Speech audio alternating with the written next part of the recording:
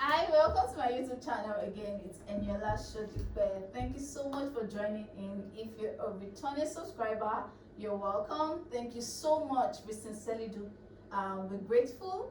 Thank you so much. If this is your first time, thank you so much for joining in. On this channel, we talk about relationship matters, single matters, work with God. I get to share my personal experience with us. So please do well to subscribe, and definitely you'll find it exciting, you'll find it insightful, educative.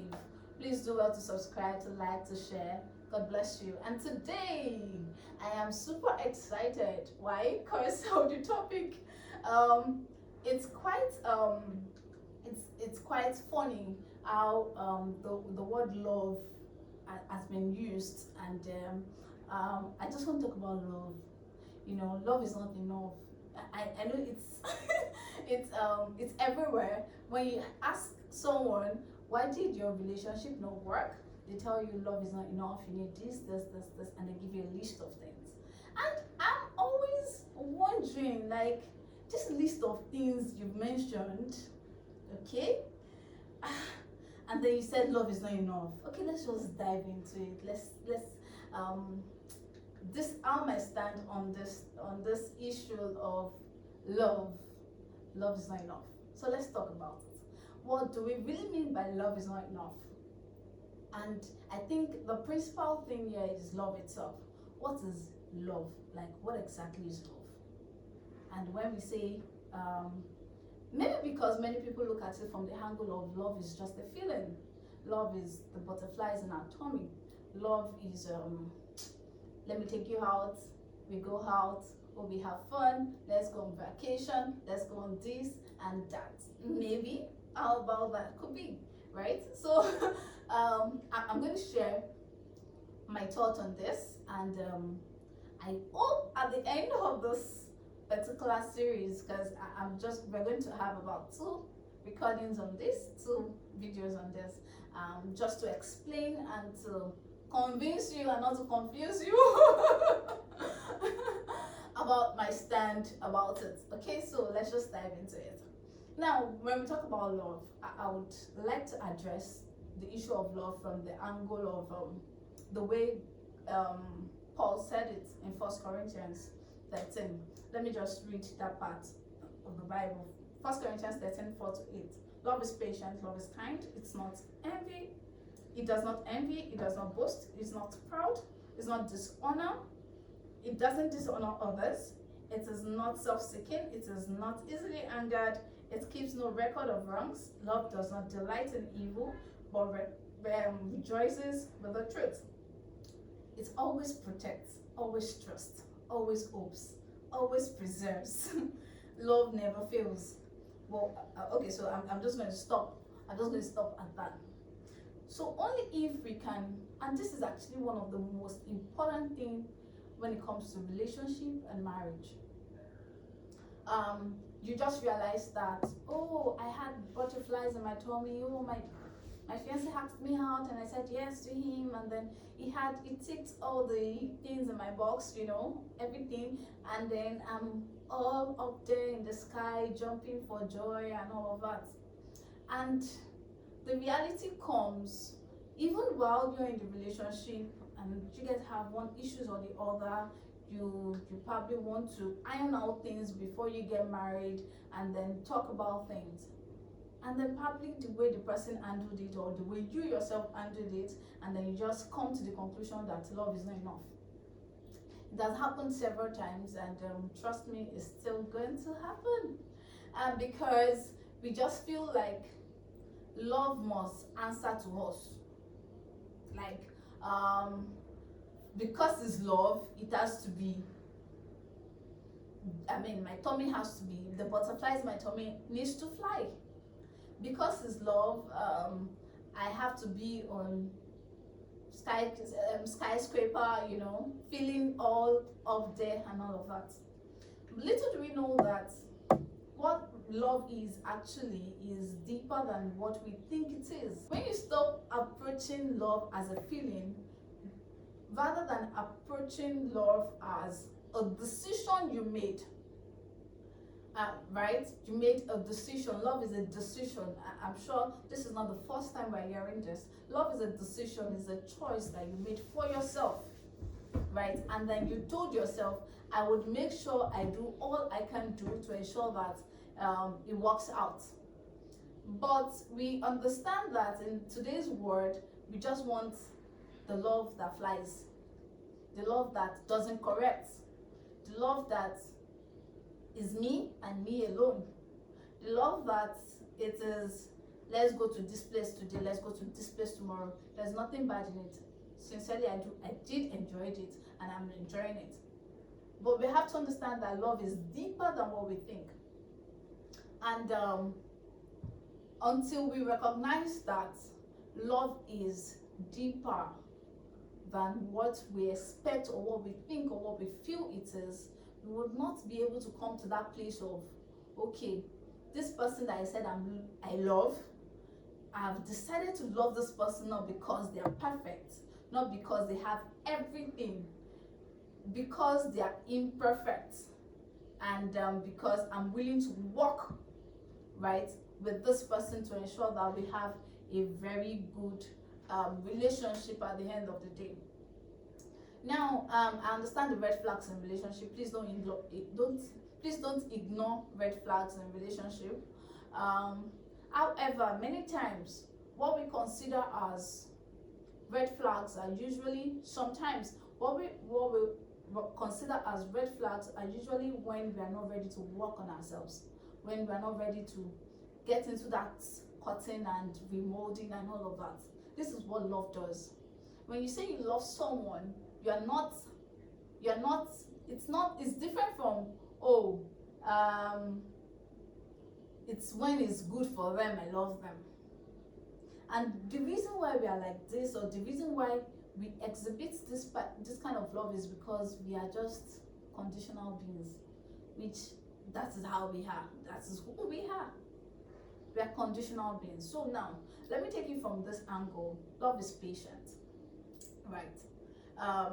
Okay, so I read a tweet one time, and then it says, I came out of the relationship because love was not enough, and then love requires patience, it requires understanding. She listed, or you listed the entire thing. And I sat back and I'm like, everything you have listed right now is love in itself. Little did we know that love is encompassing. Love is patient, just like we read in 1 Corinthians 13. Love is patient, it's kind, it's understanding, it's not boastful, it's not rude, it doesn't seek self, right?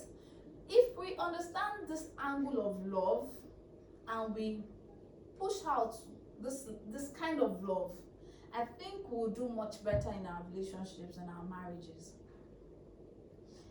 If you understand that, especially in marriage, right? There are just a lot of things that goes on in marriage, and then you would also want to wonder, where is the part of love? And do you know the reason why many people actually do not get to connect to that kind of love is because we want to achieve God's kind of results in our own setting, not subjecting ourselves to his process of love. Okay, let me explain that better. We want the result that God gives, but we don't want to subject ourselves to the process that God subjects us to get to that result. I want to love, but I don't want to go through the pruning of love, the tough love, the unconditional love, where I love without no condition. Oh, my husband did not do this, so I'm not going to do this. Oh, my husband did this, so I'm going to do this. You know, we just have to get to that point of being selfless. Love is being selfless, right? And it's so interesting that we need to sincerely get to that point where we have to seek God's kind of love. Many people want to love, but not the God's way, and that is why we're having a lot of divorce cases. And I will tell you that actually what we consider love is not enough, and then we list is simply a combination of defining what love is, and then we lie to ourselves that love is not enough. I will tell you that love is more than enough if we are able to subject ourselves to what the way God wants us to love. You can imagine how God likened the same love to when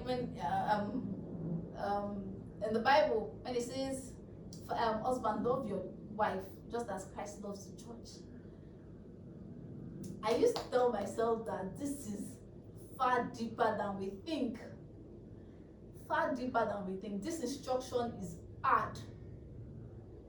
It is responsibility to love. Love is responsibility. Love is not just the butterflies in our tummy. There are days we feel butterflies in our tummy, which is very good. Trust me, I know what it feels like, right? But if I stay on that butterflies in my tummy, the day butterfly doesn't fly, then I am in trouble. If all I did, or if all I've had to do over time is to depend on butterflies in my tummy every time. You can imagine parents that have been married for 50 years, very long time. Ask them, do they have that butterfly every single time? The reason is reality, and that's the reason. And one of the things I love the Bible for is it prepares you for what is ahead. But many times we don't want to actually face the reality, right? We don't want to face the reality of, oh, this is what is ahead of me. The Bible is telling me what is ahead, right? You can imagine when it tells you love is kind, love is patient, love is this, love is that. And then all of a sudden you just feel, well, let me just feel the butterfly, and I know for head knowledge. And when it's time to now work on it, when your partner needs you to be patient, when you need to be patient with your partner, we can not now carry out that thing we know or we have read over time. And it's because we are missing out on something. We are missing out on something. So back to the what the Bible says, that husband, love your wife just as Christ loves the church.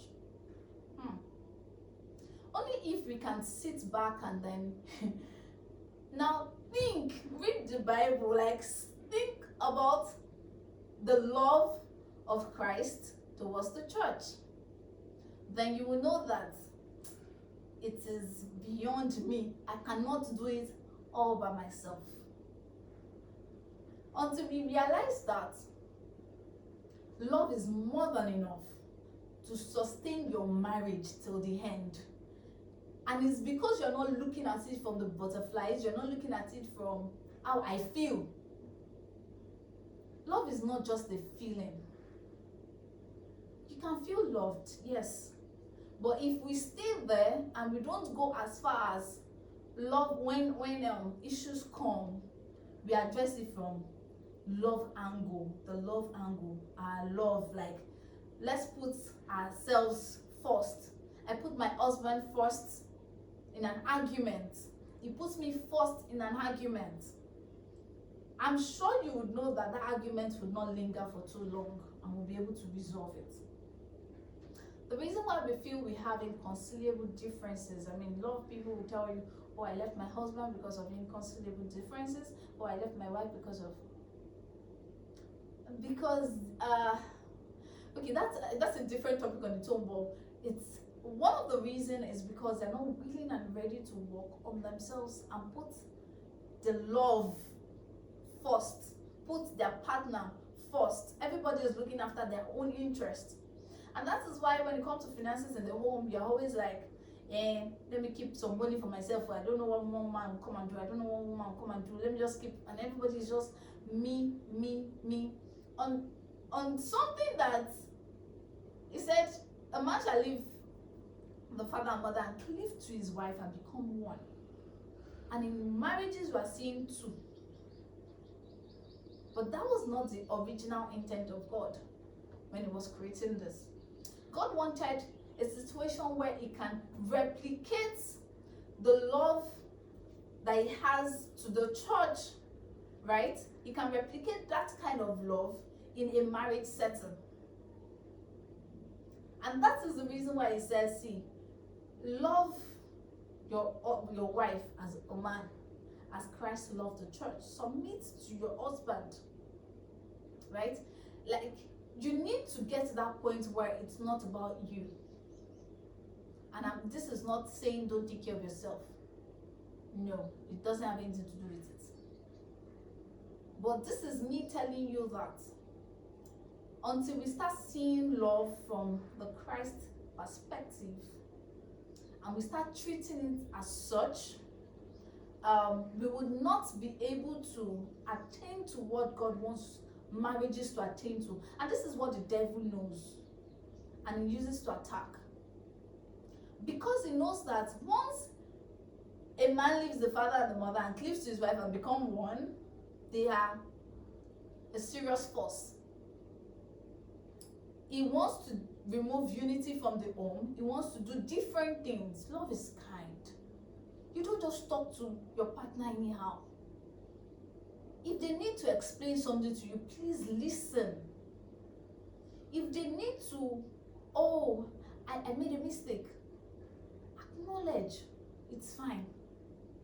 Don't make a big deal out of something that you can easily just address and then move ahead with it. You know, when we remember that, okay, for me personally, I love my peace so much. Like, I'm a hardcore of, oh, my peace, oh Lord, I'm in love with my peace, right? So I try as much as possible, and this is not ignoring disagreement anyway. If there is a disagreement, for example, we deal with it, because I just want the peace and because I want the unity back. I don't want to give the devil a room in my home. Oh, this. Well, you did this day, and then this, and then. Tell you something, the devil will enlarge it for you, and then you want to now start sinking in something that could have been addressed from the perspective of love. Now, love is not rude. How do you talk to your spouse? Both women and men, how do we address our spouse? What do we? I mean, it's just, well, they tell you, oh, well, this is the way that works for you, is the way that works for that, and works for this. Love is not rude, regardless of the way that works for you. In the name of love, you don't have to be rude. You can be extremely polite with your requests, extremely polite with your approach, extremely polite with everything you want to do. Even if there are times where life might just want to be funny, and then you remind yourself, I put love first. And do you know the interesting thing is, we cannot do all of this and then and not have a good marriage, and not have a lasting marriage. We cannot put our spouse first, ahead of us, and not have a better home. We cannot attain a particular level, and then your home is just nowhere, or it's just lying there, lying low, nothing. So this is just a way of telling you that love is more than enough to keep your home running 24/7 till death do you part. Love is supposed to be, the love you have for your spouse is supposed to be unconditional. And like I said earlier, you can imagine a man that wants to love the wife without, you want God's kind of result. Oh, you see these two couples coming together, and then probably we know them as celebrities, Christian couples, and they come together and you say, this is kingdom marriage. This is kingdom marriage. Do you also know that your marriage can also be kingdom marriage if we subject ourselves? And the truth is, if they don't subject themselves to the rules and the government of God, it cannot be kingdom marriage. It cannot bring forth that thing. The purpose for that union would not be established. We have to understand that your union has a purpose, and the devil is after it to just take life out of it, to destroy the purpose, because he knows that once two people come together and become one, there is power in it. Everything God created, and he already sees that this thing, God is trying to do something with it. It just comes in whatever way. You can imagine home where people fight because of toothpaste. People fight because of little things.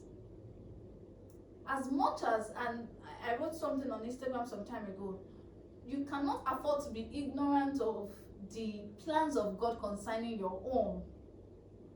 And definitely not, you cannot also afford to be ignorant of the plans of the devil, the wiles of the devil concerning your home.